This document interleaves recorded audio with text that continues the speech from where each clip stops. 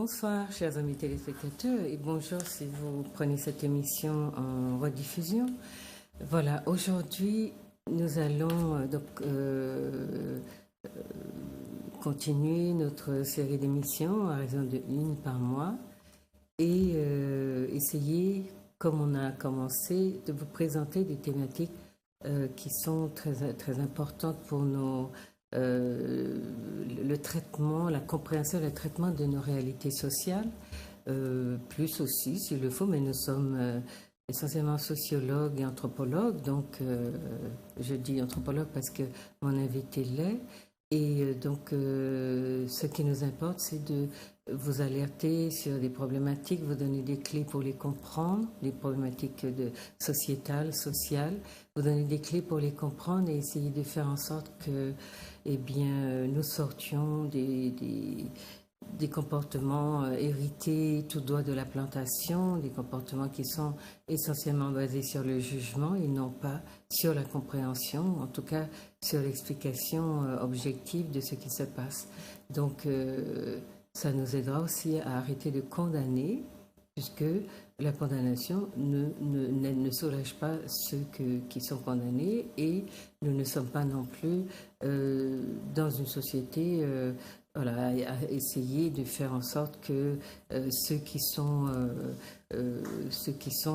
les mieux nantis soient toujours ceux-là qui soient compris et qui qui bénéficient des situations, des inégalités, des problématiques très, on va dire aujourd'hui, qui touchent de manière très frontale nos sociétés, des problématiques qui sont donc liées aux inégalités et qui font que dans nos sociétés, nous passons d'une couche de la population à une autre qui vit des situations totalement différentes, alors que nous sommes censés être un collectif et que dans ce collectif, une certaine générosité devrait passer davantage dans le lien social, si tant est que ce lien existe.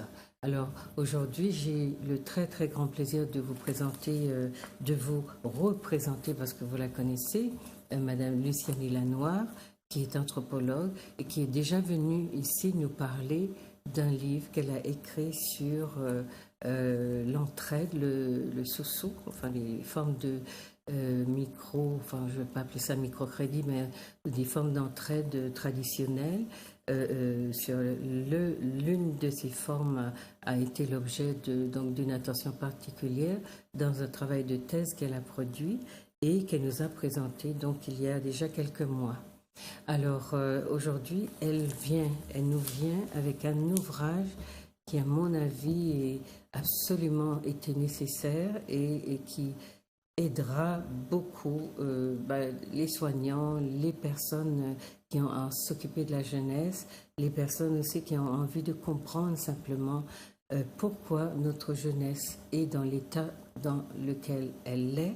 Est-ce que juger, condamner, punir, c'est-à-dire les comportements absolument répressifs que nous avons adoptés envers eux dans notre société, sont ceux-là qui vont les aider à s'insérer, à s'intégrer s'ils le peuvent, ou est-ce qu'il faut que la société se regarde et qu'elle se pose la question de savoir en quoi elle a raté sa mission, qui est notamment celle de permettre que ces enfants soient intégrés dans un cadre qui leur permette d'évoluer comme ils en ont envie, faire des choix, travailler et puis surtout avoir le sentiment d'être utile à leur société.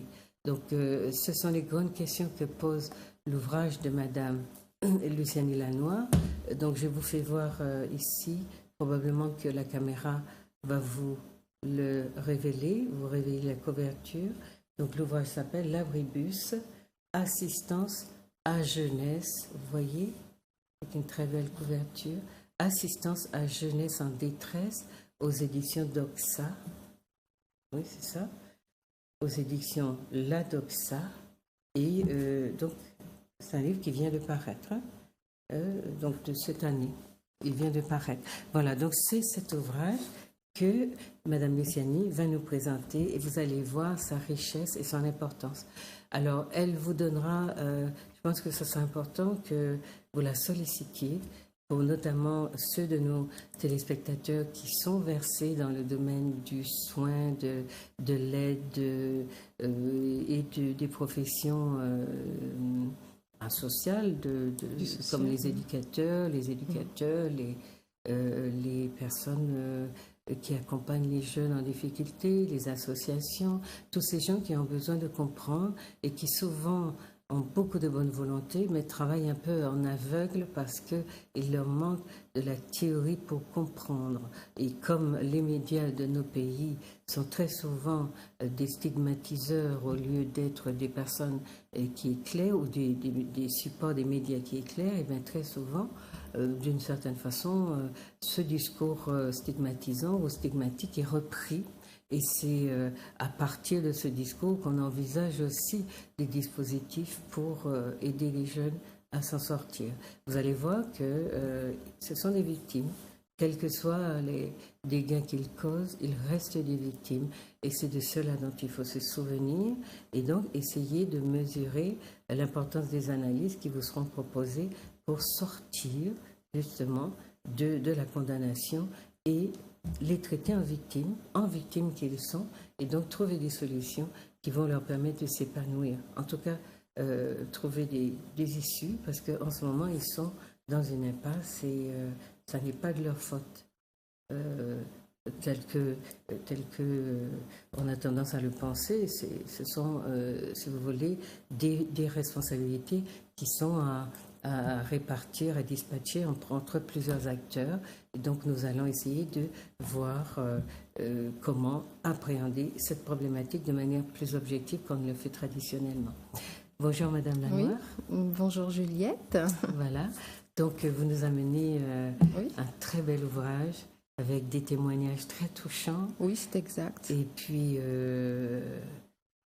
j'ai envie de dire quelque chose d'un peu religieux, même si ça n'a pas du tout. Oui. Beaucoup d'amour, un désir de comprendre. Absolument. Et de donner la parole aux jeunes qu'on n'entend pas et de la répéter même comme elle est dite. Tout à fait. J'ai pris le contre-pied de dizaines, de centaines d'analyses sur la jeunesse où justement on parle d'elle sans qu'on lui donne la parole. Donc j'ai pris le contre-pied. Et je dis que dès le départ, je donne la parole aux jeunes et ensuite, moi, anthropologue, j'essaie humblement d'analyser leur discours à la lumière des concepts sociologiques, anthropologiques, etc., qui sont à notre disposition. D'accord. Donc le sous-titre, alors l'abribus, c'est très, très imagé. Oui.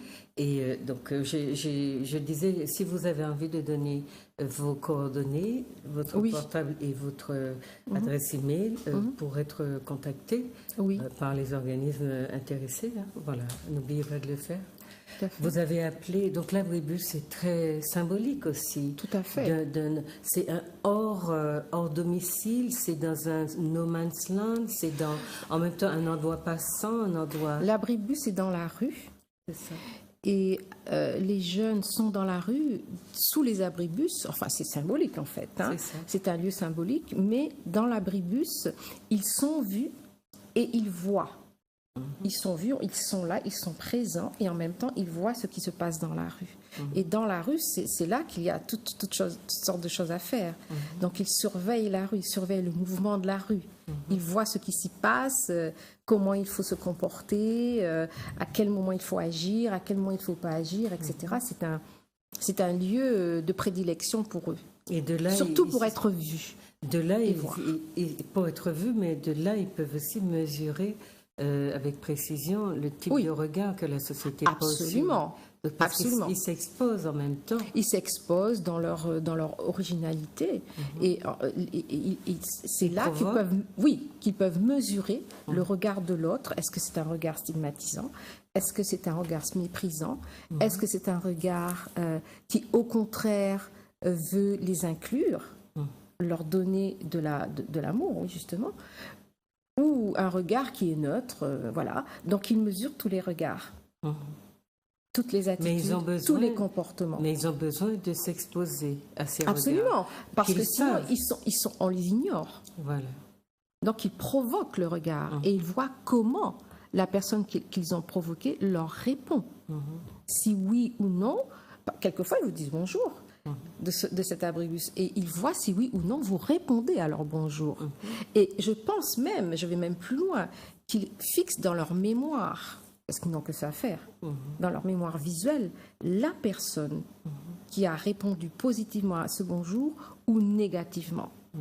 Et cette personne qui a répondu positivement, eh bien, ils sont même capables de la protéger en cas de, dans la rue, en cas de je sais pas moi, d'attaque, je sais pas, même si elle tombe ou qu'on a besoin qu'on vous porte votre sac, ils le feront.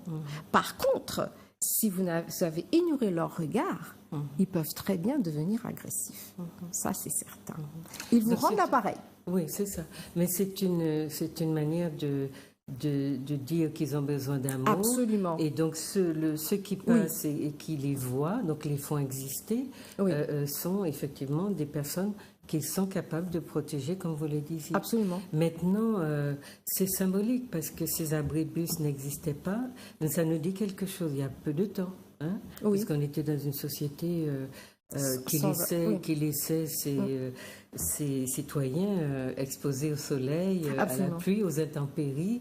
Et aujourd'hui que ces abris existent, eh bien, j'allais presque dire, leur utilité, leur usage aussi est détourné un petit peu. Absolument, complètement. Voilà. Donc, ça les abrite du soleil, de la pluie, et on voit même certains abribus qui sont aménagés avec des vieilles chaises, des vieux fauteuils, des vieilles tables, et là ils élisent domicile pour la journée, puisque le soir on sait bien qu'ils ne restent pas, ils vont chez la mamie, chez la tati, enfin chez qui veut bien les héberger. Hein. Ce ne sont pas des enfants de la rue, attention.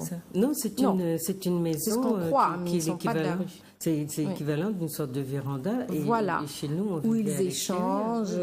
Bon, quelquefois, ils font leur petit trafic, etc. Il faut bien le dire. Hein. Mais c'est quand même... l'abribus, ça représente un espèce d'habitat léger, fragile, comme ils le sont. Et ouvert comme une véranda. Voilà, tout à fait. Comme une véranda. Maintenant, en plus, il y en a qui sont très jolis, qui sont en bois, comme celui qu'on voit sur la photo. Et vous donnez un sous-titre à l'ouvrage, Assistance à jeunesse en détresse. Avec un point d'interrogation, c'est très important. Et pas à jeunesse en danger. Ben, à jeunesse en détresse, parce que pour moi, ça rimait un petit peu avec jeunesse. Et c'est un titre un peu dynamique, parce que danger, c'est trop négatif. Voyez. Et moi, je préfère un mot comme détresse, où la détresse, on peut s'en sortir. On peut arriver à soigner la personne quand elle est en détresse, mais en danger, je ne sais pas, ça évoque quelque chose voilà, de condamnant, de stigmatisant. D'après moi, je ne sais pas, j'ai préféré quelque chose de plus dynamique, de plus optimiste. C'est-à-dire qu'il y a un signal, dans le mot danger, il y a un signal d'alarme qui est actionné et on dit, il y a un danger, alors il faut faire vite. Peut-être que ça obligerait aussi la société. Oui, mais la jeunesse en danger, c'est aussi un concept. C'est un concept institutionnalisé, donc voilà. Moi, je suis pas trop rentrée dans comment dirais-je, toute cette façon institutionnalisée d'aborder les problèmes de la jeunesse. Hein. J'ai un petit peu bifurqué, j'ai fait de manière un peu personnelle. D'accord. Je voyais détresse aussi. Vous êtes centré sur eux. Vous êtes donc c'est d'abord leur vécu de leur exclusion, de leur difficulté que vous traitez davantage. Absolument. Ça, parce que vous leur donnez beaucoup la parole. Tout à fait. Enfin, j'ai essayé parce que ce n'est pas facile vous les de donner la parole à des jeunes. Hein. Ce n'est pas facile. Mais que quand ils ont nourri de la méfiance et qu'ils n'ont pas de raison de la laisser. Mais quelquefois, ils subissent leurs conditions sans en avoir la conscience tout à fait, comment je pourrais dire, ils n'ont pas assez de recul par rapport à leur situation, mais ils savent qu'ils vont mal, ils savent qu'il y a des choses qu'ils subissent, mais ils ne sont pas toujours dans la mesure d'analyser ce qui ne va pas dans leur vie. Ils ne sont pas réflexifs. Voilà, parce qu'ils n'ont pas toujours les outils, vous voyez, mais ils savent qu'il y a quelque chose qui ne va pas et que c'est difficile de s'en sortir, ça c'est sûr. Oui.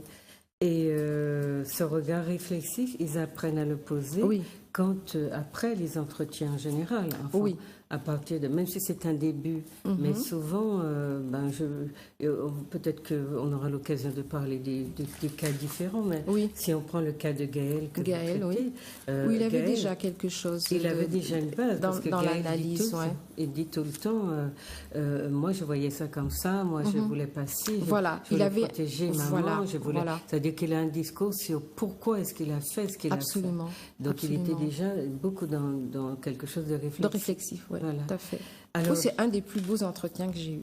Ah non, il est très touchant. Il est très touchant. Et puis surtout, de savoir qu'il a perdu, qu'on a tué son ami alors que son ami lui avait téléphoné. Absolument. Mais on va vous en parler un petit peu plus tard.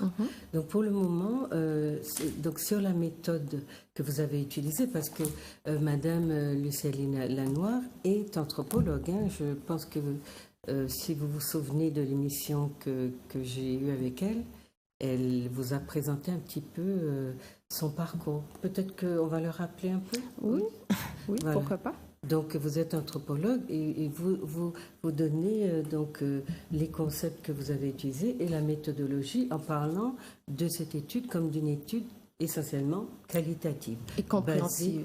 Compréhensive, c'est ce qu'on appelle la sociologie compréhensive, c'est-à-dire que vous vous mettez du point de vue de l'acteur. Absolument. Et qualitative, ça veut dire que vous n'êtes pas parti dans les chiffres. Non, dans les statistiques, non.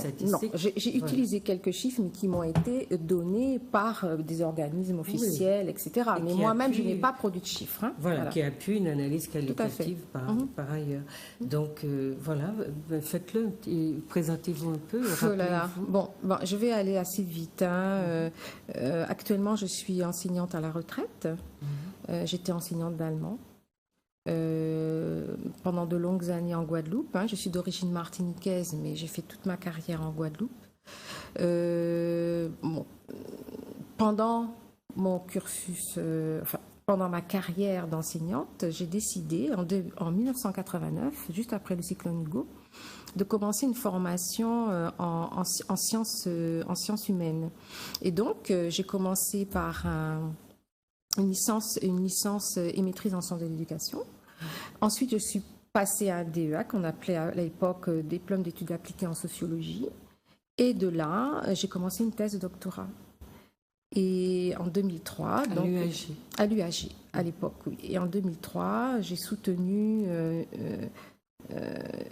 une thèse sur les réseaux de solidarité en Guadeloupe. Voilà. Donc tout cela en menant de front une carrière d'enseignante, de maman, parce que j'ai eu 4 enfants et voilà quoi. C'était vraiment très très difficile de mener de front toutes ces choses. Mais bon, voilà, comme on dit, les femmes sont courageuses. Alors voilà, je fais partie peut-être du lot des femmes courageuses. Voilà. Et puis j'ai commencé cet ouvrage. J'ai été incitée par feu Albert Flagy, qui m'a beaucoup soutenue pendant ma thèse. Mais il y a longtemps que vous le menez, parce que vous avez des entretiens qui datent de 2010. Oui. C'est ça. Alors, je vais révéler quand même quelque chose de ma vie familiale. C'est parce que en 2013, j'ai perdu un frère de manière dramatique.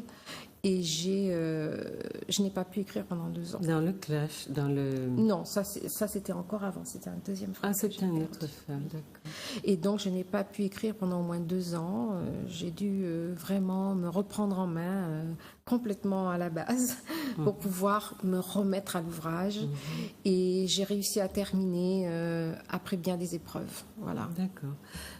Après bien des épreuves, oui, mais c'était, à mon avis, c'est aussi un beau cadeau que vous faites à tous ceux qui voudront avoir des outils pour analyser, parce qu'il y a beaucoup de générosité dans nos postures, enfin dans la posture de nos soignants, ou en tout cas des personnes, des travailleurs sociaux, mais il leur manque beaucoup d'outils. Et moi, mon souhait, c'est que cet ouvrage soit le point de départ d'autres recherches. Il faut oser. Je pense qu'il faut oser changer de discours, changer de paradigme sur notre jeunesse si nous voulons la sauver. Absolument. Alors, il faut oser. Je vous dirais que j'en ai un qui est en chantier depuis tellement longtemps, mais j'ai donné la priorité à d'autres choses.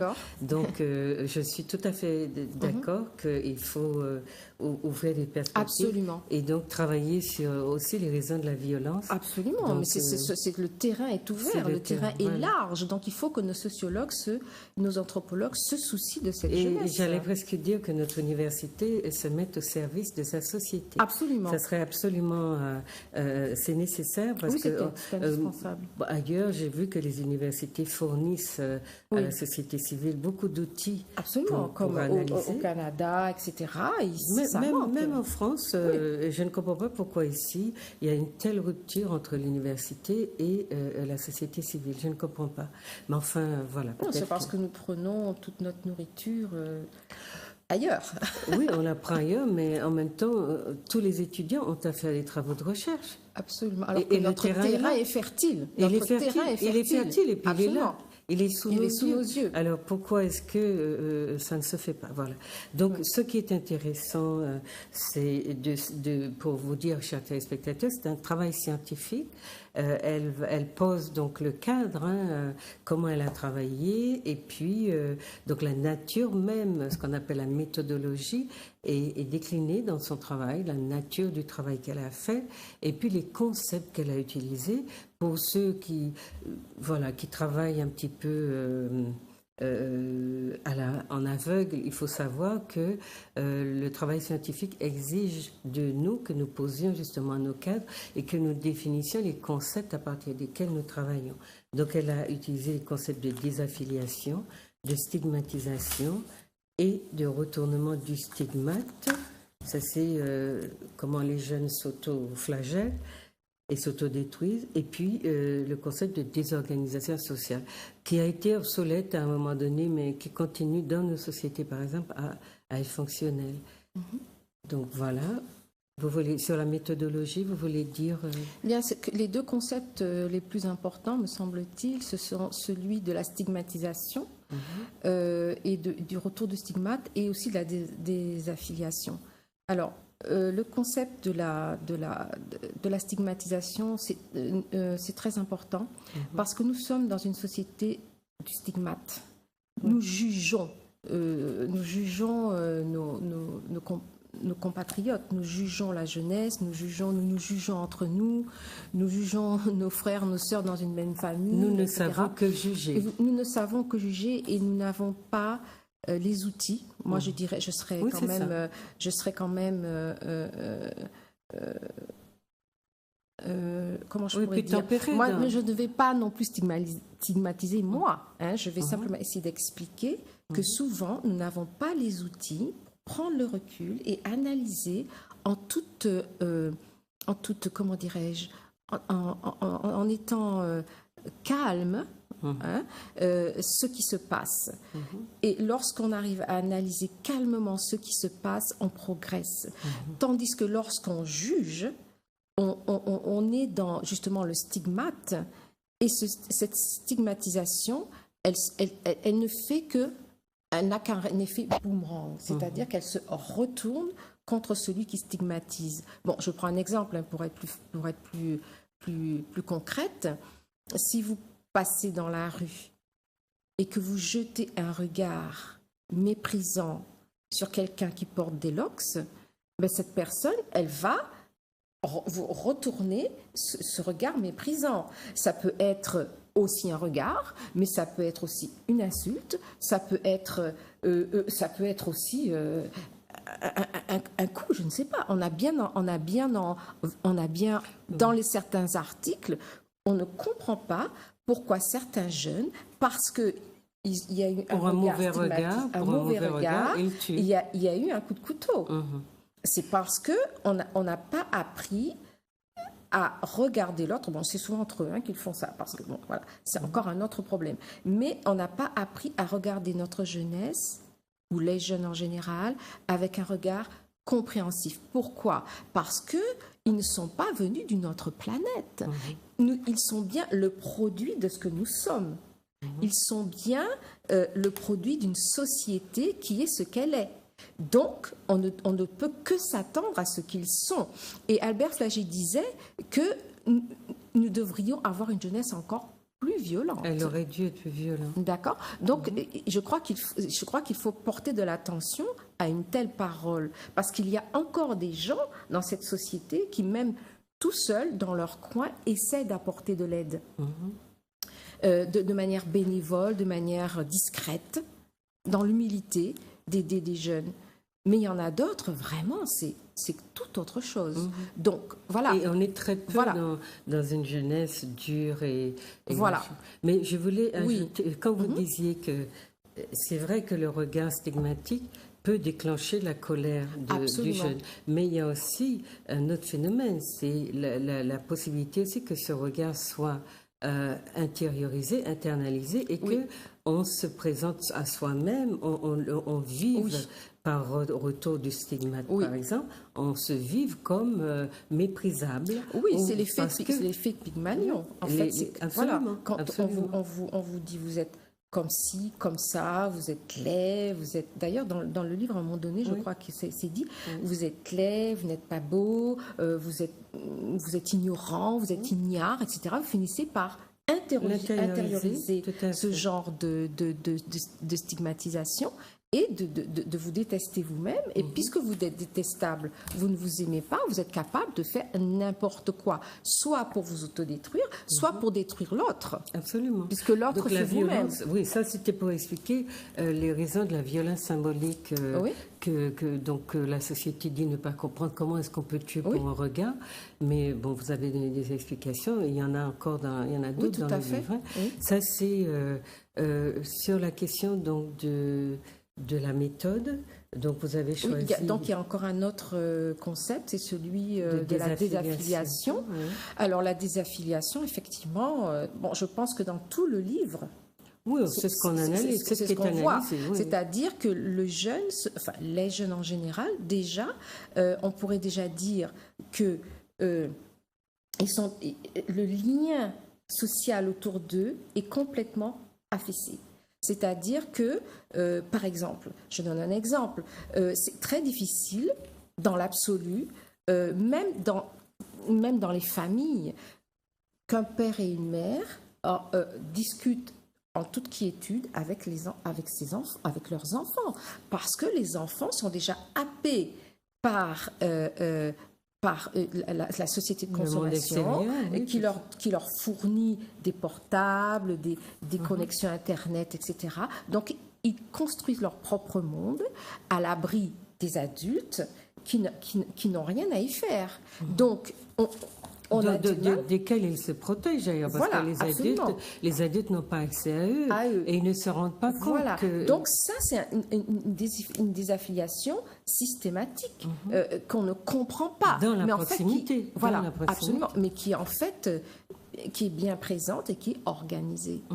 D'accord? Et on voit dans un point de vue plus large, que certains jeunes, par exemple dans les banlieues, eh bien, ils ont leur société. Ils ont leur société à eux. Bon, peut-être pas tous, il ne faut pas non plus tous les mettre dans la même considération, mais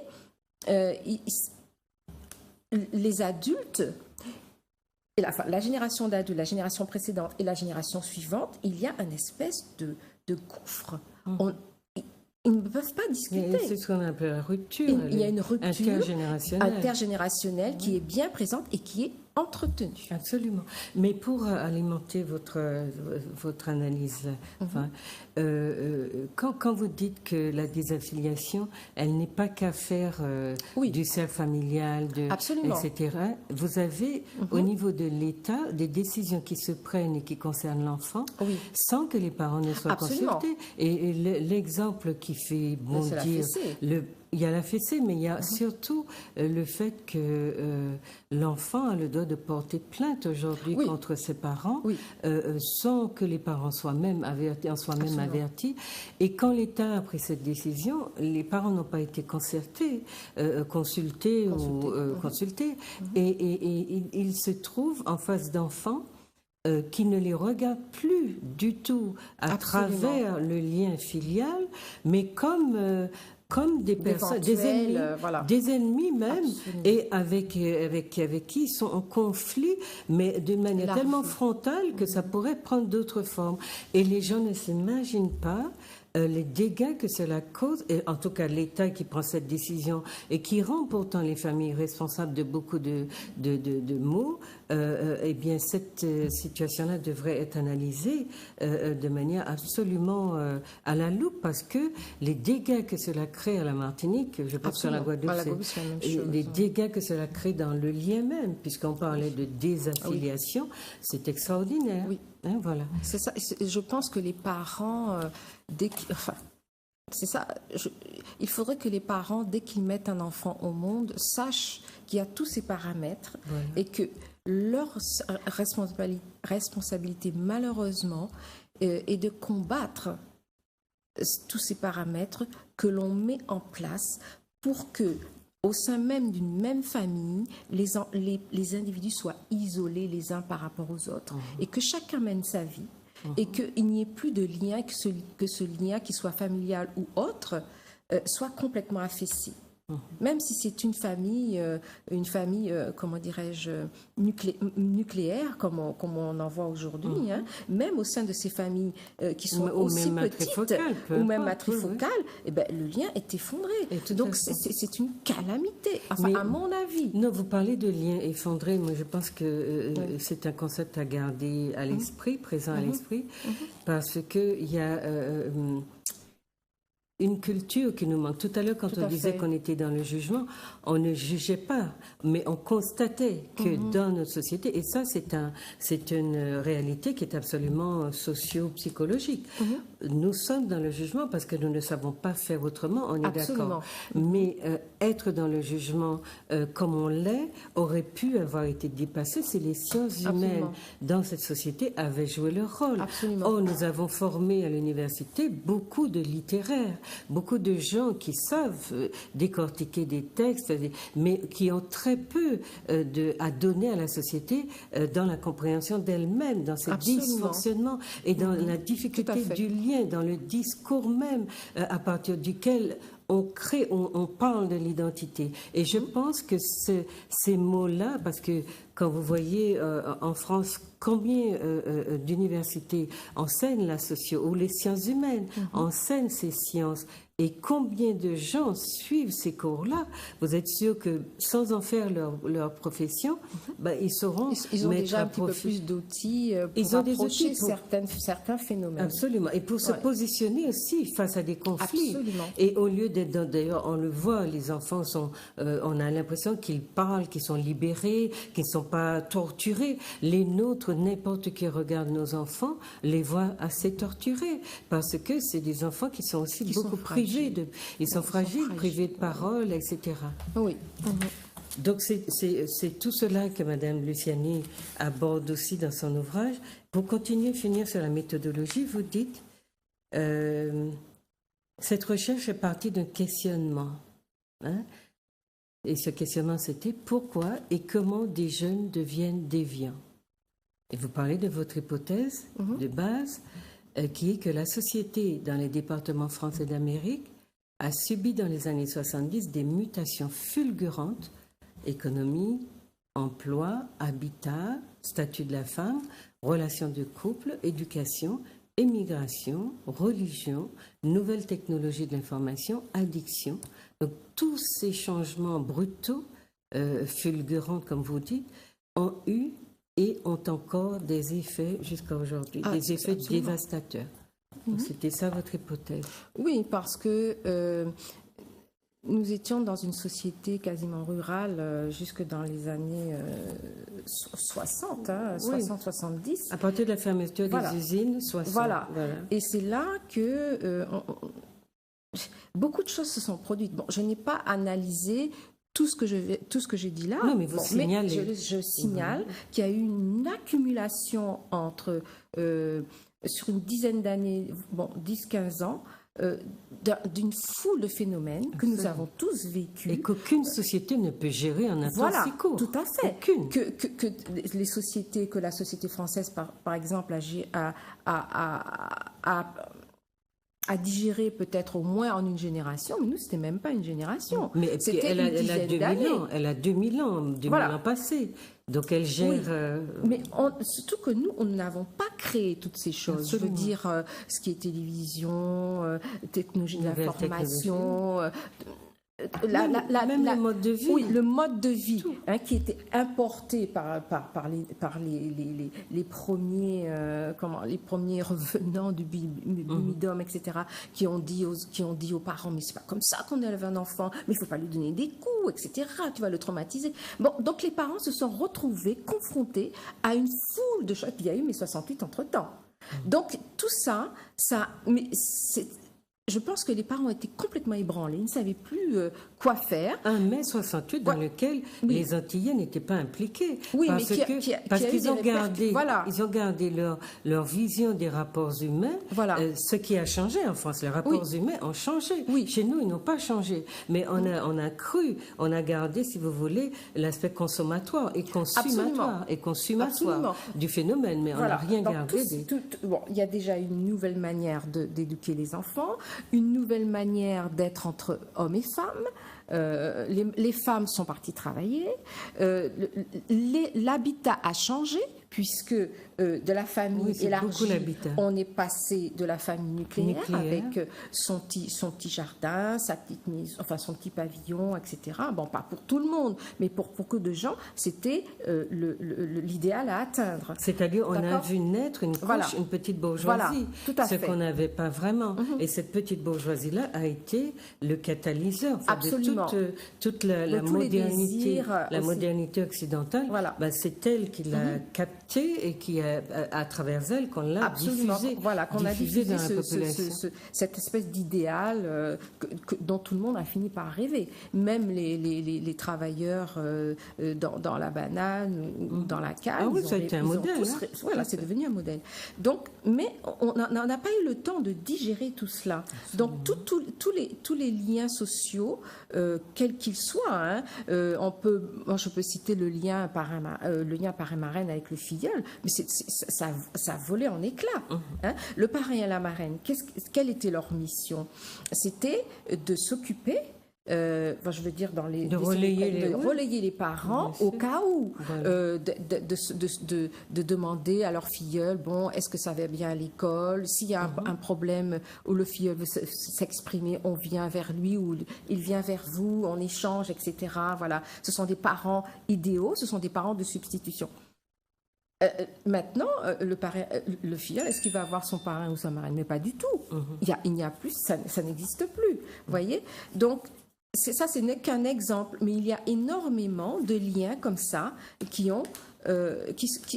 se sont dissous, et les gens se sont retrouvés seuls à faire face à l'adversité qui est produite par la société. Parce que la société, entre-temps, elle est devenue beaucoup plus complexe et que les gens... je ne sais pas, moi, pour déclarer ses impôts, c'est beaucoup plus compliqué. Mais le travail a changé aussi. Pour aller à la sécurité sociale, bénéficier des aides, c'est beaucoup plus compliqué, etc. Donc, les gens se sont retrouvés seuls, surtout les femmes, mères de famille, se sont retrouvés seuls face à tout ce que la société attend d'elle ou attend des jeunes couples. Mais c'était trop, puisqu'avant, on faisait front, ensemble. On parlait ensemble dans la famille élargie de tous les problèmes qui et puis il y avait les grands-mères qui étaient il y avait les grands-mères, il y avait les tatis, il y avait les marraines, etc. Mais tout cela, je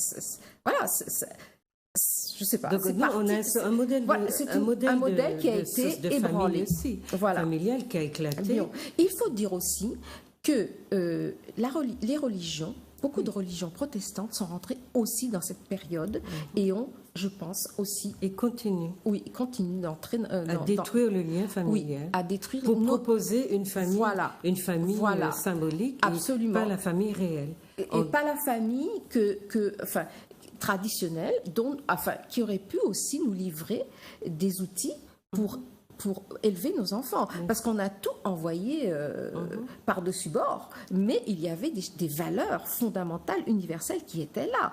Bon, c'est vrai que nous avons été élevés à la dure, mais il y avait des valeurs fondamentales et universelles que nous aurions pu garder. Mais nous avons tourné le dos à ces valeurs. Donc, nos enfants se sont retrouvés désaffiliés. Alors ça, c'est l'un des concepts, et tous ces changements qui n'ont pas été progressifs et qui n'ont pas été accompagnés.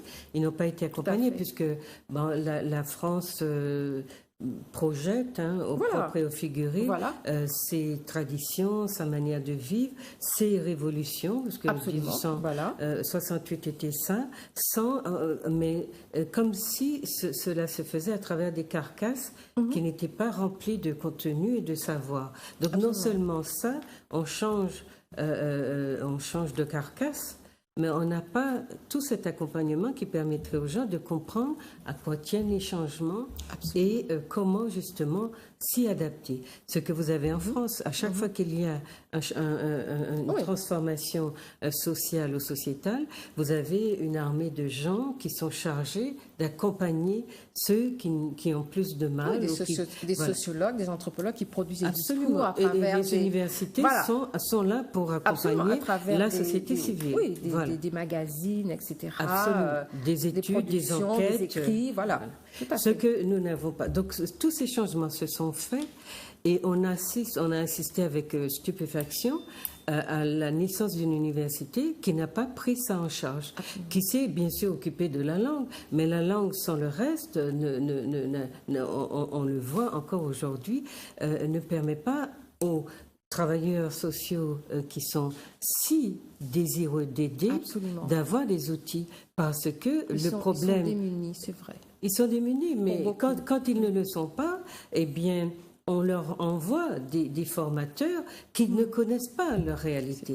Et du coup, eh bien, au lieu de travailler sur le matériau local, ils travaillent sur quelque chose qui vient de l'extérieur et qui n'est pas moulé dans le même moule et qui n'a pas les mêmes réactions, n'a pas le même passif, n'a pas le même arrière-pays et n'a pas la même histoire. Et les foyers matrifocaux chez nous sont presque à 50%, cette histoire-là n'est pas celle de la France. Absolument. Donc même quand nos travailleurs sociaux sont formés, ils sont formés à résoudre des problèmes de l'ailleurs et pas les problèmes d'ici. Ils le disent à plusieurs reprises dans les témoignages. Ils le disent. Le problème, c'est que nous n'avons pas inventé un tel discours, ils le disent. Ils le disent et de plus en plus, ils cherchent justement des études locales ou en tout cas de terrain. Et on voit que on n'en produit pas parce que il faut des chercheurs. Quand on est chercheur, il faut être accompagné,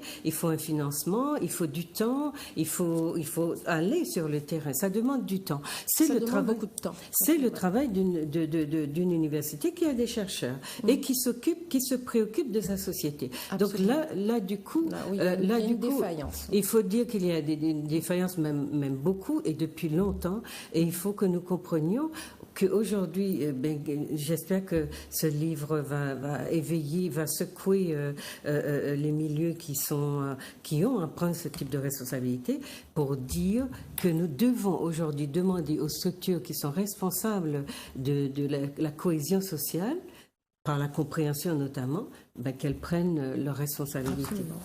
Vous avez parlé aussi de la désorganisation sociale.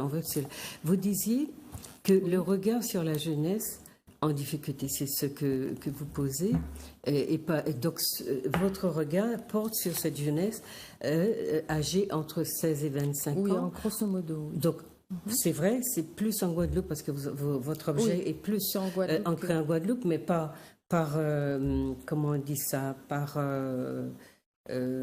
par extension, oui, on peut... J'ai eu à aussi observer un petit peu ce qui se passe en Martinique. Voilà. Mais grosso modo, c'est à peu près le même phénomène.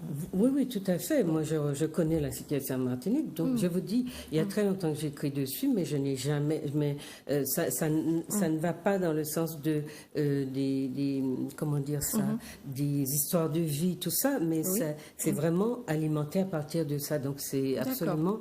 oui, oui, ça reflète tout à fait notre réalité. Maintenant, vous expliquez pourquoi cette tranche-là. Vous dites que c'est parce qu'elle est la plus fragile, puisque sortie du système scolaire obligatoire jusqu'à 16 ans, elle ne bénéficiera du RSA qu'à partir de 25 ans. La jeunesse en difficulté ou en détresse représenterait, en l'absence de statistiques officielles, environ un quart de la population de cette tranche d'âge.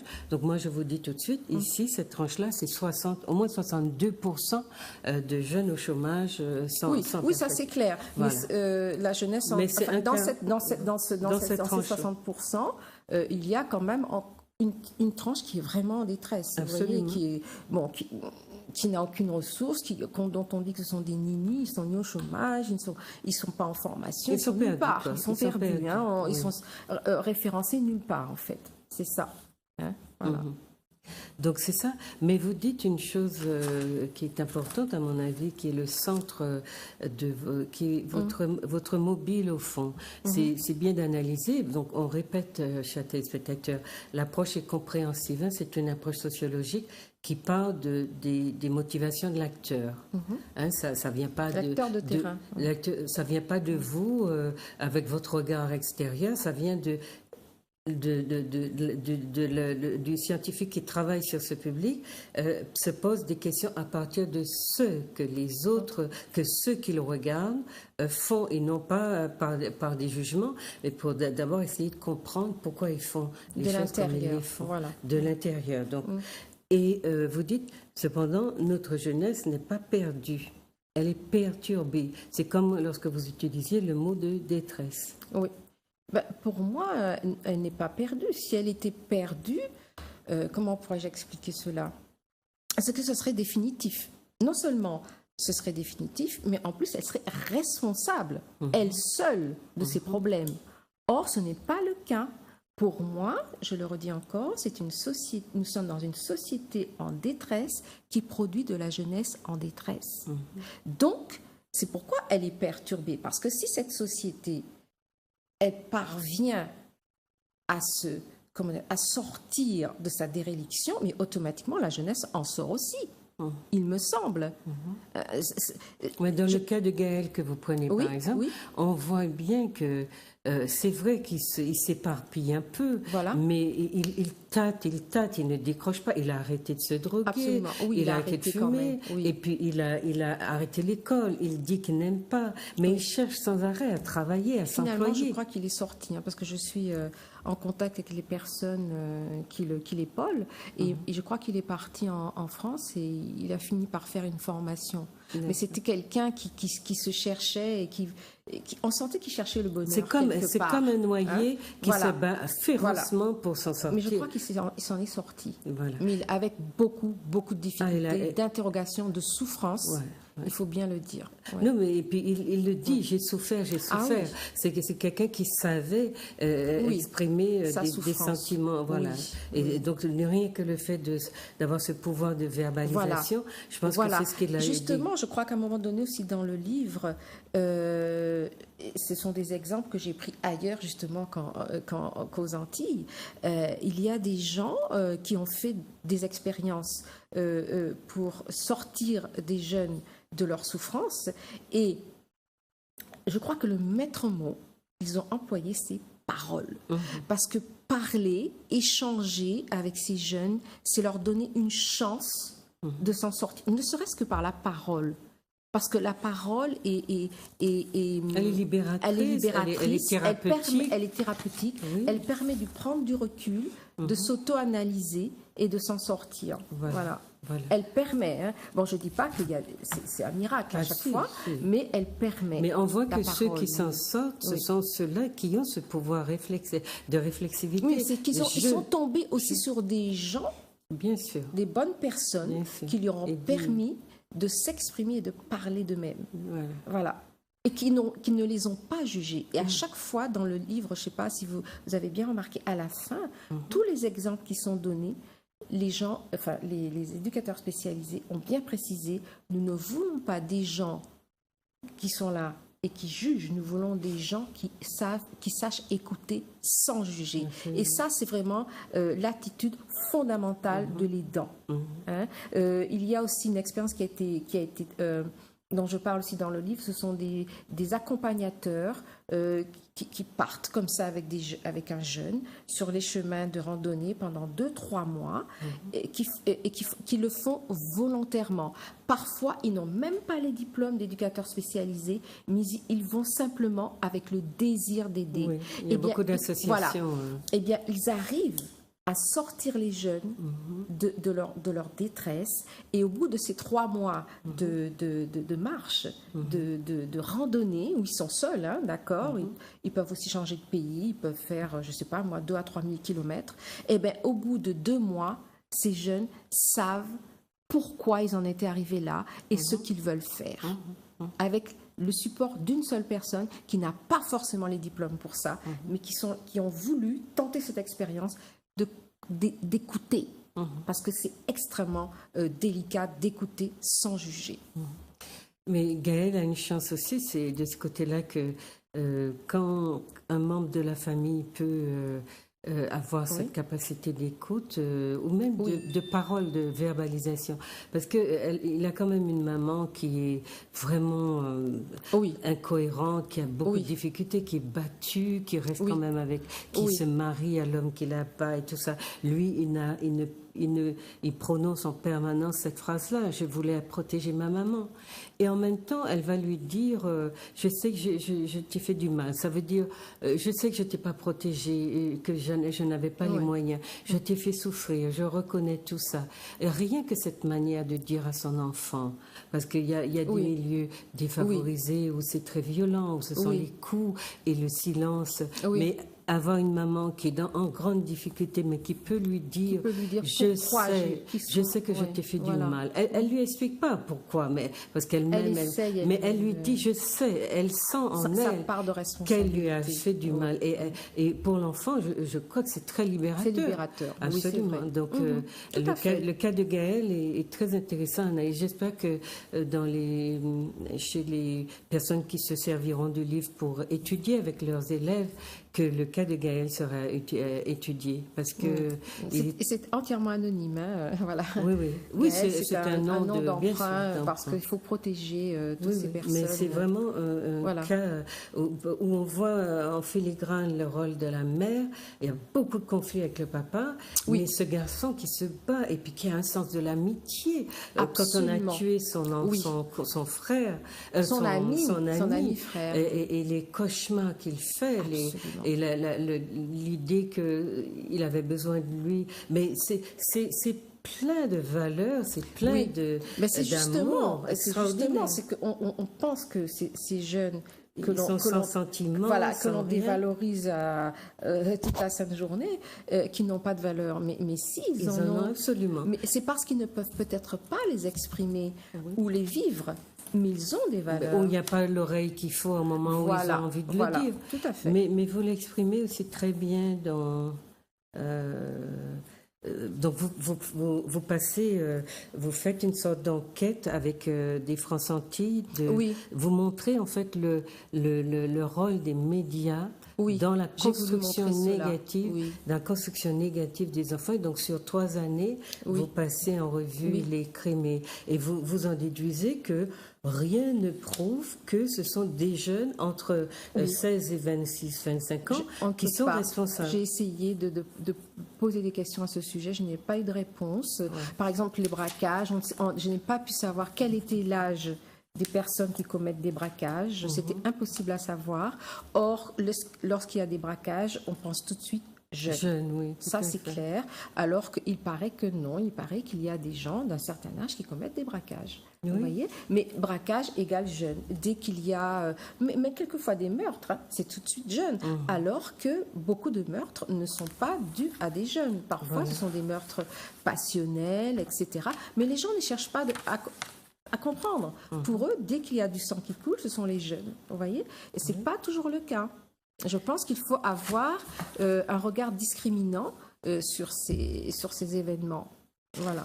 Mais la presse ne le permet pas. Mais vous dites la violence des jeunes, c'est une création des médias, parce que moi-même, quand j'ai lu cette partie, je voyais que le nombre de cas de vraie délinquance était très bas et comparé au tapage médiatique qui, lui, est retentissant. Et quand on regarde le nombre de jeunes qui s'en sortent tant bien que mal, seuls. Parce que ce qui est bien aussi dans l'ouvrage, c'est que vous situez aussi l'environnement anxiogène, leur solitude, leurs difficultés, et puis sans vraiment savoir vers qui se tourner, ils se débattent pour essayer de se placer. Par rapport à cette difficulté immense, on est très étonné du peu de cas. Et vous l'avez dit d'ailleurs au début, on aurait dû normalement avoir une société explosée. Si la jeunesse libérait son vrai potentiel de violence, comme on dit, et si ce que les médias en disent était le reflet de la réalité, on aurait une société qui aurait déjà explosé par cette violence, parce que les jeunes ils sont jeunes, ils ont de l'énergie, c'est normal. Ils ont de l'énergie, de la sève, et s'il fallait qu'ils fassent péter la baraque, eh bien, sauter la baraque, ils l'auraient déjà fait. Donc vous disiez, nous avons exposé les délits et les crimes de jeunes délinquants à partir des articles du France Antilles. Comment peut-on devenir un délinquant aussi impitoyable tel que décrit dans les articles, et comment en même temps les discours de jeunes en difficulté ou d'éducateurs spécialisés contribuent-ils à leur donner un visage humain? Dans les médias, on présente des monstres, et puis dans la réalité, vous voyez qu'ils ont un visage humain, et à travers les entretiens, on le voit. C'est cette distance entre l'être violent et l'être à visage humain que nous avons voulu sonder en adoptant différents angles de vue, celui de la société, de l'école, de la famille, de la résilience. Oui, c'est tout à fait ça, parce que moi j'ai un point de vue compréhensif et humaniste également, parce que je suis d'avis que tout individu est d'abord un être humain. Et si il en arrive à commettre de tels actes, c'est qu'on lui a dénié son humanité à un moment donné. Voilà, et donc c'est notre regard humaniste qui permet à ces individus, ou qui leur permettra de se redresser. Parce que nous avons beaucoup perdu de cette humanité dans notre regard. Nous ne faisons, je redis encore, que juger. Juge intransigeant. Voilà, et stigmatiser. Non, je pense que ce regard-là, il faut que nous le remettions en question. Mais ça, c'est le regard de la plantation, du maître sur l'esclave. Tout à fait. C'est pas fini. Ce n'est pas fini. Oui. Mais c'est à nous aussi de prendre conscience de cela, et partout où nous sommes. Mais nous avons ce regard-là sur d'autres membres de la famille, sur nous-mêmes souvent. Et la question, c'est ce qu'on sait le mieux faire. Et la violence aussi des situations qui sont, dont on dit qu'elles sont causées par la jalousie, et la violence destructrice que certains d'entre nous manifestent envers les personnes avec qui ils ont des conflits, ou elles ont des conflits, etc., nous montre aussi plus largement l'origine, l'enracinement esclavagiste, dans le système esclavagiste, de ces comportements. Tout à fait. Et il nous faut en prendre conscience. Il faut déconstruire ces comportements et cette façon de les expliquer dans un premier temps, comprendre que c'est dans la relation maître-esclave, le maître est un juge d'autant plus violent qu'il n'a pas de familiarité avec ses esclaves, et qu'il est là juste pour les faire carburer, travailler et avoir des résultats. Et qui n'a jamais tort.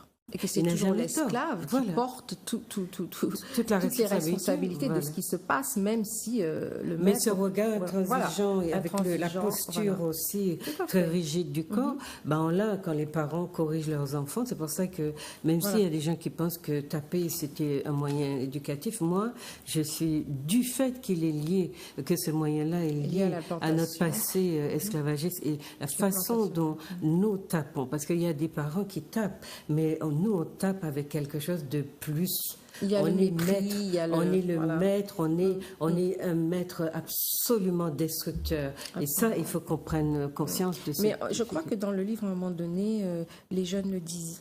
Il y a la problématique du respect. Absolument. Celle-là, ça a toujours été posé. Tout à fait. Maintenant, vous dites donc la volonté de diabolisation de la jeunesse qu'on sent dans notre société. Donc là, on sort un peu des problèmes qu'ils font remonter. Et on regarde aussi comment la société se comporte envers eux. Oui. Et donc, il y a cette volonté de diabolisation que vous dénoncez, en tout cas, que vous pointez. Il y a effectivement une constante remarquable qui est de ne jamais renseigner le lecteur. Donc ça, c'était pour les stratégies qui sont mises en place pour nous empêcher finalement de comprendre. Et quand on dit qu'il faut être prudent par rapport à ce que nous présente le quotidien, les quotidiens Guadeloupe, Martinique, les quotidiens locaux, il faut être prudent. Vous dites, il y a une volonté de ne jamais, une constante en tout cas, de ne jamais renseigner le lecteur sur les personnes qui commettent des braquages au moment des faits, ni ensuite, dans la plupart des cas. Sont-ils jeunes ou plus âgés? Ce questionnement a pour conséquence d'attribuer systématiquement les commissions de braquage à des jeunes et d'entretenir une suspicion de la population par rapport aux jeunes et également une coupure entre jeunes et moins jeunes, d'alimenter la stigmatisation tous azimuts des jeunes en difficulté.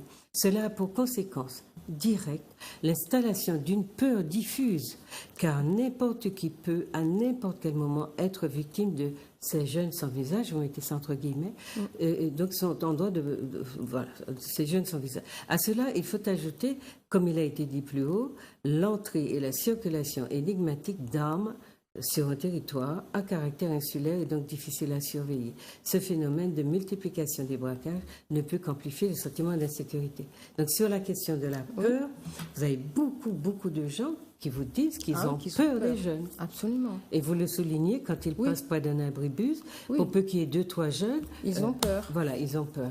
Alors qu'il n'y a pas forcément de raison d'avoir peur, de raison objective d'avoir peur. Mais cette peur-là, elle est intériorisée. Non, mais c'est sa construction, telle que vous l'expliquez, qui m'intéresse parce qu'elle est construite. Et il faut que les adultes soient conscients. Voilà, et ça nous empêche justement d'avoir un regard autre que qu'un regard stigmatisant sur les jeunes. Et ce regard-là, il importe le déconstruire. Voilà. Et donc, dans la foulée, vous dites il n'y a pas une jeunesse, il y a des jeunesses. Oui. Voilà, peut-être que vous pourriez l'expliquer aux téléspectateurs. Eh bien, c'est-à-dire que j'ai trouvé effectivement que la jeunesse, elle est un petit peu contingentée, même si on peut parler d'une jeunesse en général, et qu'il y a des relations entre ces groupes, enfin, je veux dire, ces catégories de jeunes. Il y a des relations. Mais pour moi, c'était plus facile de dire qu'il y a une jeunesse qui est stigmatisée, voilà, et qui est... je veux dire la jeunesse des abribus. Il y a une jeunesse qui est travailleuse et qui essaye de s'en sortir, mais qui a également beaucoup de problèmes, contrairement à ce qu'on croit. C'est pas seulement la jeunesse des abribus qui a des problèmes. La jeunesse qui travaille a beaucoup de problèmes.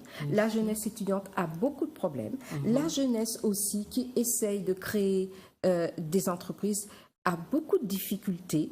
Donc, c'est pour montrer qu'elles ne sont pas forcément, comment je pourrais dire, il n'y a pas forcément de jeunesse privilégiée par rapport à d'autres. Elles ont toutes toutes des problèmes parce que justement elle est mal prise elle est mal prise en compte, cette jeunesse de manière générale. Mais on la connaît pas. Mais vous soulignez le fait que il n'y a pas d'études. Donc on la connaît pas. On parle sur elle, mais on sait pas. Mais on a tendance à dire que tous les jeunes sont dans les abribus. Non plus, ce n'est pas la vérité.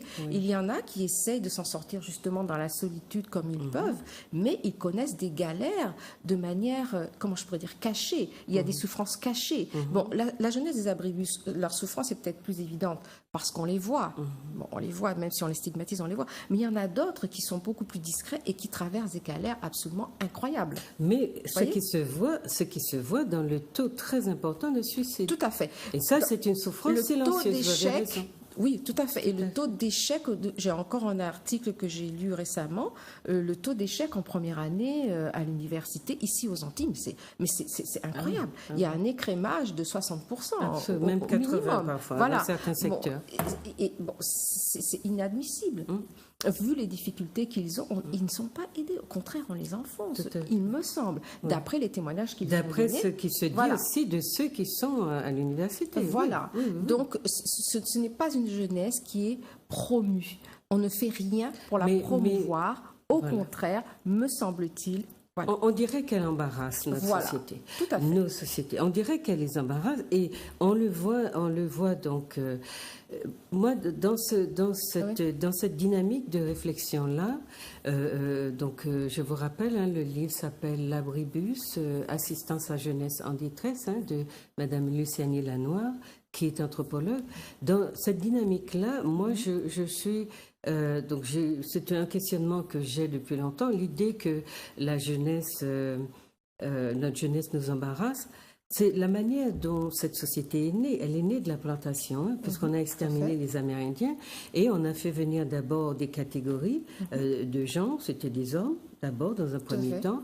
Les femmes ont été un peu un accident, parce qu'il fallait, pour satisfaire les libidos, qu'il y ait des femelles. Donc, on en a fait venir. Et petit à petit, il y avait des enfants à côté qui n'ont pas eu des vies d'enfants, qui ont été dans les T-bands, comme on dit, et donc qui ont eu des vies d'adultes. Tout à fait. Donc, on est dans une société qui n'est pas née comme les autres. Elle est née à l'envers. Elle est née d'abord avec des hommes qui sont, donc, ceux qui ont exterminé ceux qui étaient là, des hommes qui étaient d'âge mûr, enfin des personnes en situation de fonder des familles ou de transmettre. Et ces personnes-là sont dirigées essentiellement par une catégorie d'hommes, aussi d'hommes, qui ont un projet, celui de s'enrichir très vite et d'instrumenter donc tous ceux qui vont faire venir dans ce projet-là à leur profit, à leur seul profit. L'enfant qui naît dans une telle société est un accident.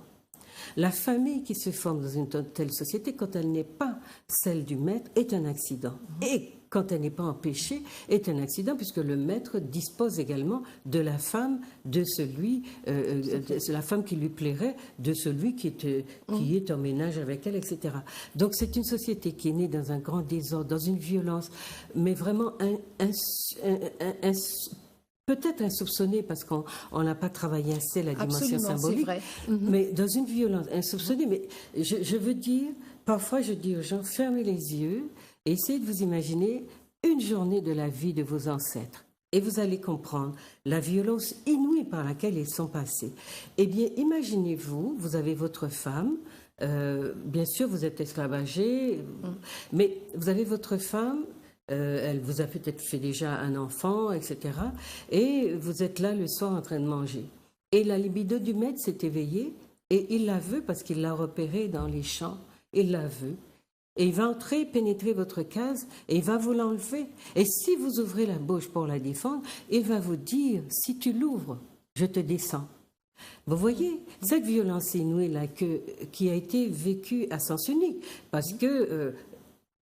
A contrario, l'esclavagé ne pouvait pas regarder la femme du maître. Non, mais c'était que si ses yeux se posaient sur la femme du maître, il risquait d'être crevé ou lui-même d'être... etc. Je veux dire, tant qu'on n'a pas mesuré l'importance de cette violence-là, que les aînés ont subi, on ne pourra pas comprendre aussi pourquoi nous, aujourd'hui, nous n'avons toujours pas fait de place à la jeunesse dans notre société. Elle n'a toujours pas de place. Et donc là où je voulais en venir, c'était sur le fait qu'on a l'impression que les catégories, celles du groupe des descendants d'esclavagés, sont en concurrence, alors que ce sont des catégories qui sont nécessaires les unes aux autres et qu'elles sont complémentaires et qu'elles doivent justement, elles devraient avoir maintenu un lien intergénérationnel pour, j'allais dire, la promesse d'une société qui se transmet. Or, on dirait que telle que la société est articulée pour ce groupe-là, elle est destinée à s'autodétruire parce que les générations, les catégories sont concurrentielles et elles se font disparaître l'une l'autre. Et ce que qui m'a ramené à cette problématique dans votre livre, c'est lorsque vous dites que entre les jeunes vous disent, enfin, vous commencez le livre avec l'histoire d'un jeune qui vous raconte, que vous retrouvez d'ailleurs de manière assez... reprises. Que vous retrouvez sous le même abri au départ, à plusieurs reprises, mais dans des temps, des espaces-temps assez écartés. Long, tout à fait. Voilà, et donc c'était un espace-temps assez écarté. Eh bien, vous dites qu'ils vous disent que ceux des hommes, des adultes qui sont eux-mêmes peut-être en situation de semi-exclusion et qui sont dans les cafés ou qui jouent à ils ne sont pas dans les abribus, mais presque. Ils sont presque dans... Eh bien, ils disent que ceux-là leur font une guerre. Mais on a vraiment l'impression d'une guerre de clans, sauf qu'on est dans des générations qui parleraient de papa et fils. Mais ce sont les papas symboliques, enfin en termes d'âge et de génération, qui font la guerre aux plus jeunes. Parce qu'il y a une guerre aussi de territoire. Parce qu'il n'y a pas de place pour chacun. Et c'est affolant. Et ça m'a ramené à cette problématique que quand je fais les cours à mes étudiants pour leur expliquer l'histoire de ce pays qui s'est fait à l'envers, parce que les gens ne voient pas que quelque chose est anormal dans le lien que nous avons. Mais cette anomalie vient de la façon dont les catégories complémentaires dans une famille ont été montées et utilisées les unes contre les autres. Et du coup, donc, vous expliquez que les jeunes vous disent que les plus âgés leur mettent des quimbois. Oui, c'est ce qu'ils ont prétendu, enfin ce que le jeune de l'abribus a prétendu. Ils mettent des quimbois. Ils sont persuadés que les plus âgés utilisent les quimbois contre les plus jeunes. Ouais. Et il y a une espèce de rivalité aussi au niveau de la consommation des produits. C'est-à-dire que les anciens consomment des produits licites, l'alcool, et les jeunes, eux, consomment des produits illicites qui sont l'herbe et le crack, n'est-ce pas? Et ils s'accusent entre eux de consommer tel ou tel produit. C'est assez particulier et ils s'excluent sur la base des produits qu'ils consomment. Mais on a l'impression, mais on a l'impression qu'ils sont en concurrence. Donc, comme les plus âgés ont délimité un territoire qu'ils considèrent être à eux, que je dis être en semi-exclusion parce que c'est vrai, ils sont au chômage, ils sont au RSA, ils sont au RSA comme les jeunes. Donc c'est vraiment une situation, je suis d'accord avec vous, qui demande qu'on ait une armée de chercheurs de personnes qui travaillent sur la problématique pour au moins démêler les chevaux. Parce que c'est abominable de se dire que les parents, parce que c'est cela qui se passe, sont en concurrence avec les enfants pour la place, pour l'espace. Ils n'ont pas d'espace. Et je parle de cela en parlant bien des descendants d'esclavagés. Il n'y a pas de place. Mais je l'ai dit, je crois, à un moment donné dans le livre, il n'y a pas de place. C'est-à-dire quand vous expliquez que les générations qui auraient dû, la plus âgée, protéger la plus jeune, elle met des quimbois pour que la plus jeune, et ils vous disent, il y a deux, non mais ça va tellement loin qu'ils vous disent qu'il y a deux jeunes qui se sont tués à moto dans des conditions un petit peu bizarres, parce qu'après qu'on leur ait dit qu'on leur avait mis un quinbois. Ça veut dire que ça va très loin. Absolument. Et quand les jeunes sont dans cette vision des plus âgés, ou que les plus âgés imaginent que les gamins qui sont là, au lieu de les protéger, se disent je vais les détruire ou bien leur faire peur, ça peut être une stratégie. Mais c'est une stratégie pour garder l'espace, la place. Ça veut dire qu'il y a un vrai problème par rapport à ce groupe dont on parle de la société en général, mais c'est pas vrai. Oui. Sociologiquement, ça n'est pas juste de parler de la société martiniquaise en bloc comme on le fait là. Ça n'est pas juste non plus de ne pas évoquer les problèmes raciaux. Ça n'est pas juste. Ça n'est pas juste non plus de ne pas évoquer le fait que le groupe en tout cas qui a institué la société à son profit, bénéficie de cet espace et de toutes les prérogatives. Donc qu'est-ce qui reste? Et ce groupe qui n'a plus aucune prérogative, qui n'a pas de place, qui n'a pas d'espace, eh bien c'est lui le plus nombreux. Vous comprenez? Donc c'est, à mon avis, sociologiquement, il y a 1000 choses à dire sur le fait que les jeunes soient diabolisés, parce que l'un des deux doit quitter la place, parce que l'autre n'a pas assez de place. Et qu'est-ce qu'on fait? Comme on est dans une société de la profitation, il y a de la profitation, c'est-à-dire des plus forts qui font disparaître les plus faibles. Eh bien, on est dans ça. Les plus jeunes sont les plus fragiles. Vous dites ceci. Il y a tellement de choses à évoquer sur ça. Vous dites... Attendez, je vais vous lire un passage que j'ai trouvé intéressant. Vous dites que la société, il n'y a pas de réponse adaptée des pouvoirs publics qui ont donc absence de réponse adaptée des pouvoirs publics, donc l'absence à emprunter les liens de proximité et le domaine familial, avec des conséquences entièrement dévastatrices auprès d'une partie de la jeunesse qui subit une rupture des liens d'appartenance, une désaffiliation massive, à la fois familiale, culturelle, scolaire et sociale. Cette désaffiliation massive génère aussi une détresse tout aussi massive. Là, on a donc cette désaffiliation, c'est la suite de ce que vous me disiez au début, s'exprime à travers cet exemple. Des adultes qui qui disent aux jeunes, eh bien, la place est à nous. Et nous sommes les plus forts. On a les moyens, par du magico-religieux aussi, de vous faire dégager. Voilà, tout à fait. Donc ça, c'est un véritable drame, puisqu'on cherche les causes. Ça veut dire que...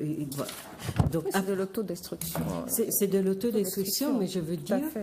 C'est de l'autodestruction, mais peut-être que nous avons la responsabilité d'aller véritablement fouiller dans ces sociétés, dans leur fabrication historique, pour si on veut faire stopper cette sorte de génocide, finalement. De génocide intergénérationnel aussi, si on veut le faire cesser, il nous faut aller beaucoup plus loin dans l'analyse de la société historique même et de la façon dont le lien s'est créé, puisque, par exemple, on parle de Guadeloupe, on dit encore, oui, il y a des gens qui sont, aujourd'hui encore, il y a un cas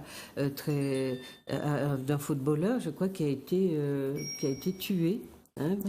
Dans sa famille, c'est ce qui a été donné en Guadeloupe. En Guadeloupe. D'accord. Donc il faut comprendre les racines de cette violence, parce que tous les travailleurs sociaux, avec toute la bonne volonté qu'ils auront, s'ils n'ont pas ces éléments d'analyse, ils ne pourront pas prendre le contre-pied de ces racines de violence. Et elles sont dans l'histoire, c'est-à-dire qu'elles sont dans la façon dont nous avons justement été façonnés. Et comment comment prendre en charge. Donc ce qu'on fait, c'est on fait ce que disait monsieur que j'avais interrogé, c'était cauter sur jambe de bois. Oui, ça c'est clair. Mais vous dites bien que les pouvoirs publics n'apportent pas les réponses. Non, ils n'apportent pas les réponses. Et justement, les problèmes empruntent les liens de proximité et justement, on arrive à ce qu'on a dit tout à l'heure, c'est-à-dire que les problèmes n'ont pas été résolus, pas pris en charge, donc les générations sont livrées à elles-mêmes et résolvent les problèmes comme elles le peuvent, justement par la violence.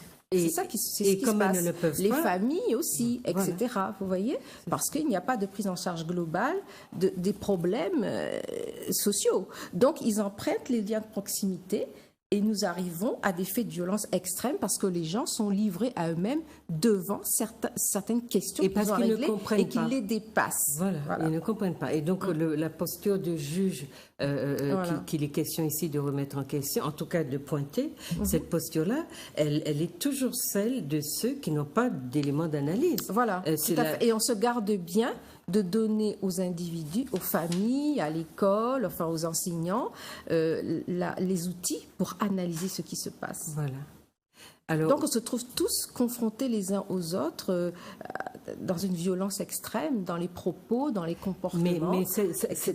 Cette violence-là, je considère qu'elle est liée au fait que la composante la plus défavorisée de la population n'a pas de place à elle. Elle ne peut pas se promouvoir elle-même, elle ne peut pas s'exprimer elle-même. Et son génie propre ne s'exprime pas. Elle est toujours dépendante du projet des autres. Absolument. Et en plus, comme elle est la dernière, cette composante qui est issue de l'esclavage directement, comme elle est, enfin directement ou indirectement pas, eh bien, comme elle est la dernière à être arrivée sur, j'allais presque dire, sur le marché de la société, le travail et tout le reste, eh bien, c'est elle qui a le plus de mal à trouver sa place.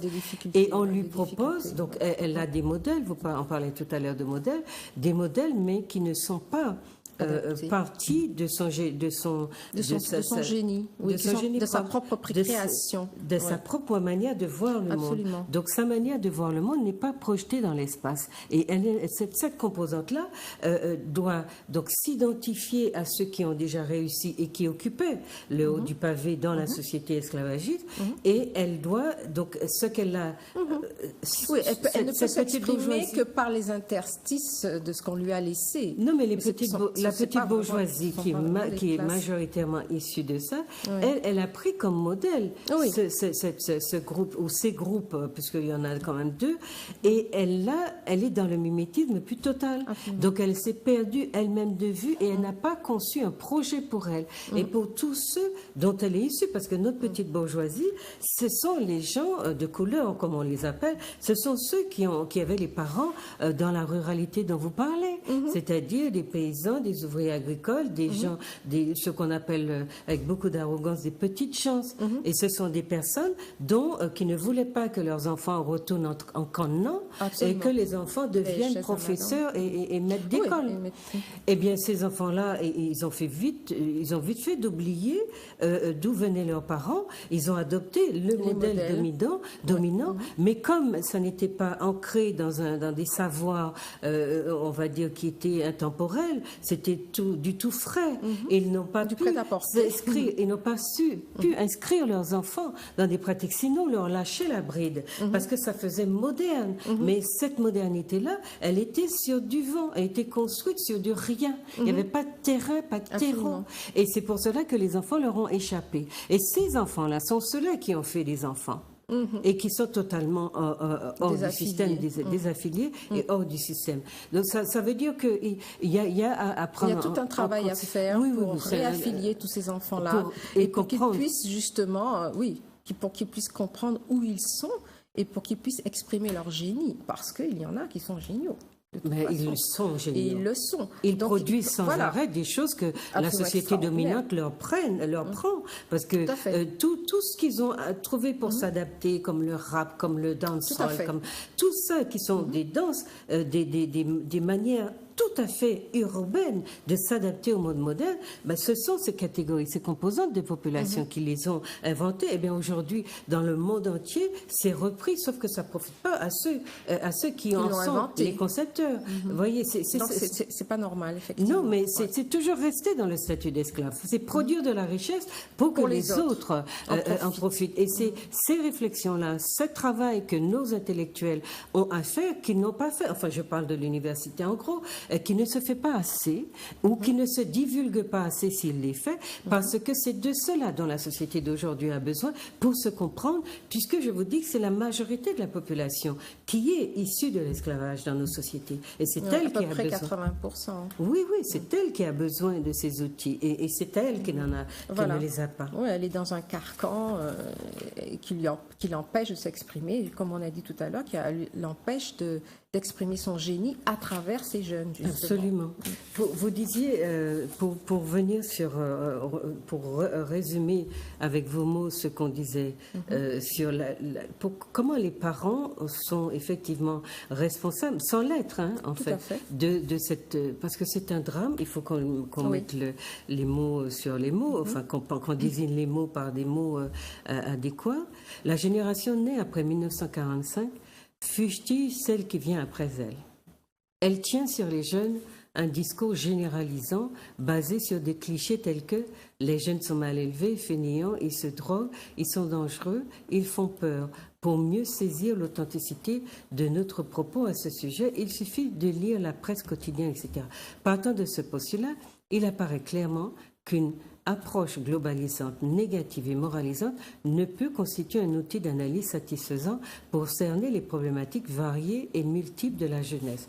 Et c'est cette analyse-là, cette approche globalisante, négative, ne peut pas non plus faire l'impasse sur l'approche historique. Et c'est parce que cette approche historique manque qu'on va se baser sur des comportements en apparence très méchants, et on est tous très étonnés que ces gamins, dès qu'on passe à côté d'eux, qu'on leur dit bonjour, combien leur réponse est généreuse et reconnaissante, parce qu'ils sentent bien qu'on les reconnaît en tant qu'êtres humains. Voilà. Alors que la plupart des individus les traitent comme... Bon, ils le disent eux-mêmes, comme des riens. Je ne dis pas le mot, mais ils le disent. On s'occupe. Voilà. Alors, donc, vous parlez après de beaucoup d'autres...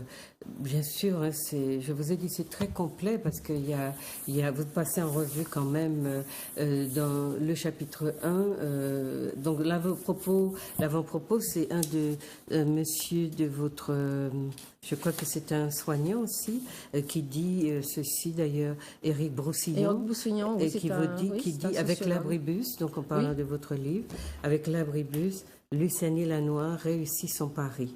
Celui de donner une autre image de la jeunesse en danger de nos territoires. D'accord ? Donc, c'est ça. J'espère que j'y suis parvenue. Mais vous dites, voilà, ça passe tellement, tellement vite, c'est dommage. Vous dites, donc ça, on a vu un petit peu à travers les exemples des jeunes.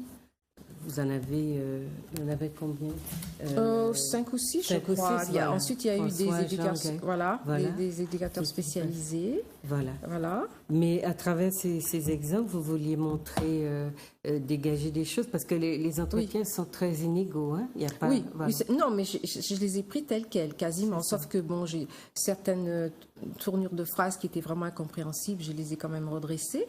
Mais j'ai voulu livrer au lecteur ces témoignages vraiment bruts de décoffrage, tels que je les ai reçus. Et bon, parce que pour moi, c'était l'authenticité du terrain. Bon, même si ce n'est pas, ce n'est pas un travail quantitatif, mais j'ai voulu que les gens sachent comment des personnes qui sont à la fois des jeunes en détresse et ceux qui s'en occupent perçoivent ces jeunes.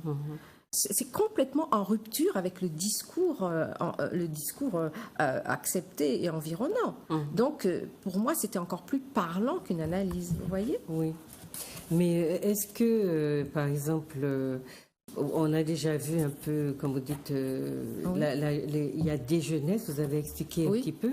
Ça permettrait aussi donc à notre société qui développe ce type de discours qui n'est pas documenté. C'est un discours de stigmatisation. Donc son rôle n'est pas de reproduire ou de restituer la réalité, mais de la déformer de toute façon. Et puis se décharger de la responsabilité de comprendre. Voilà, et surtout surtout, je pense je crois que ça a été dit aussi dans un des entretiens, que la jeunesse sert aussi de bouc émissaire. C'est-à-dire que surtout celle des abribus, on déverse sur elle toutes ses frustrations, tout son mal-être, etc.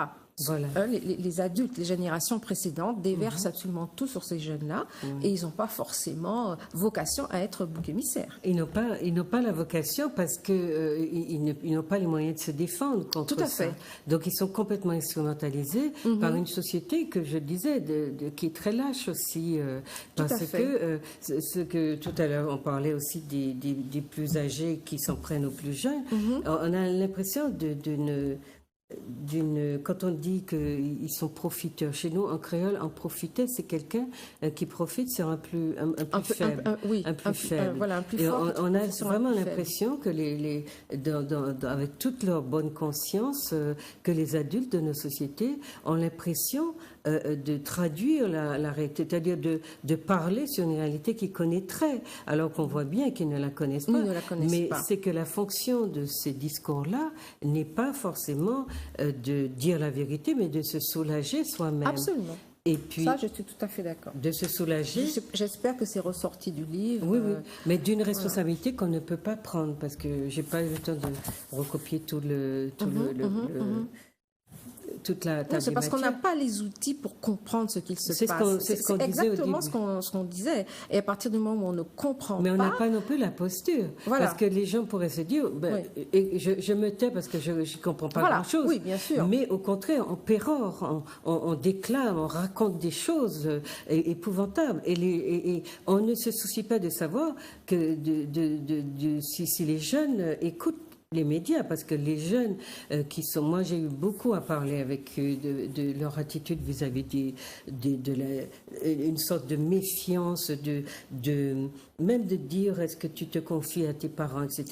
C'est toujours tellement violent et tellement étonnant que je me suis souvent demandé comment on peut avoir un enfant qui se défie tellement de vous et qui n'ait pas envie de vous parler.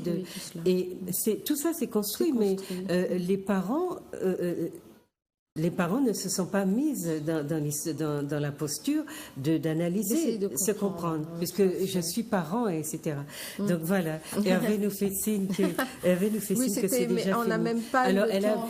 On n'a même pas eu le temps de... Oui. Donc, vous allez voir, il y a beaucoup de choses sur les addictions, les toxicomanies, les causes familiales des toxicomanies, la famille matrifocale, tout ce qu'on a. Et puis, vous avez pris 2 exemples que je n'ai pas eu le temps de découvrir dans leur entièreté. Qui sont extrêmement intéressants. Et qui sont intéressants parce que ce sont ça veut dire qu'il y a de la résilience, il y a de la résilience et il y a du génie dans la résilience. Il y a beaucoup de génie. Et puis, il y a tous ces personnels, ces personnes qui sont des aidants. À qui je veux rendre hommage, vraiment. Des aidants, des intervenants sociaux, des personnes qui, sans armes, sans rien, sans aucune connaissance. Et sans théorie, surtout. Sans théorie venant d'ailleurs, et qui inventent au jour le jour. Avec les jeunes. Et qui sont géniaux, certains. Avec les jeunes et qui leur donnent des raisons d'espérer. Absolument. Voilà. Et que les jeunes leur rendent aussi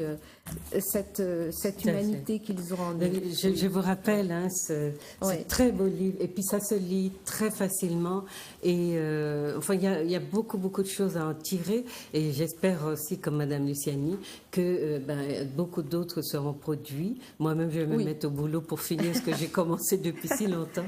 Mais nous en avons besoin. Ça a été un grand plaisir. N'oubliez pas de téléphoner à Madame Luciani, invitez-la pour qu'elle vous parle de tout ce qu'elle a déjà travaillé. C'est pas la peine de recommencer des choses qui existent maintenant, et pour comprendre en tout cas ce qui se je souhaite que d'autres prennent la suite. Voilà, donc si vous voulez bien donner vos coordonnées. Alors mes coordonnées, c'est un numéro de Guadeloupe, c'est 06 90 41 14 92, 06 90 41 14 92, et mon email éventuellement luciani2l@orange.fr. Voilà. Donc son prénom c'est Luciani Lanoir, donc 2L, c'est un 2 avec un L. Tout à fait.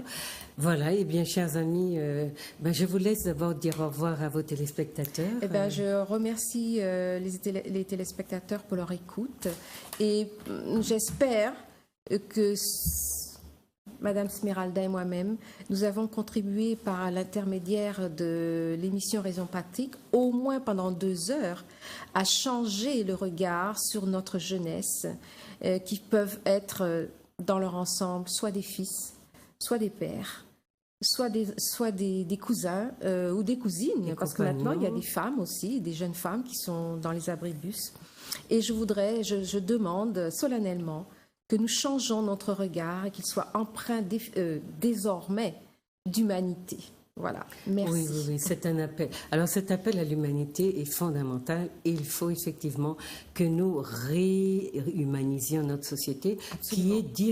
Qui a hérité de ces comportements de la plantation. Oui, alors voilà, j'espère que vous avez passé un très bon moment. En tout cas, comprendre n'est jamais de trop et je vous souhaite d'acquérir l'ouvrage, de le lire et de ne pas hésiter à faire intervenir Madame Lanoir dans les organismes que vous dirigez ou dans les écoles, etc. Et puis, voilà, je vous dis à très bientôt et merci pour autant de plaisir. Au revoir. D'accord, au revoir, merci.